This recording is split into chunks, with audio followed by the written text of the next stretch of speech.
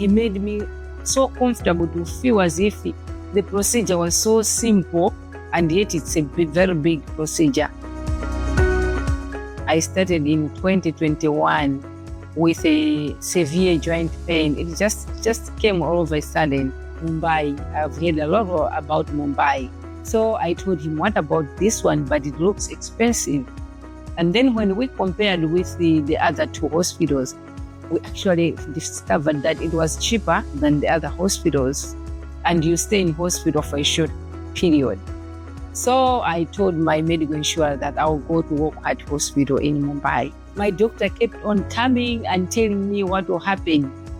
That he prepared me psychologically.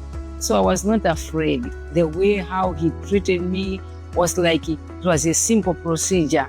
He made me so comfortable to feel as if the procedure was so simple, and yet it's a very big procedure.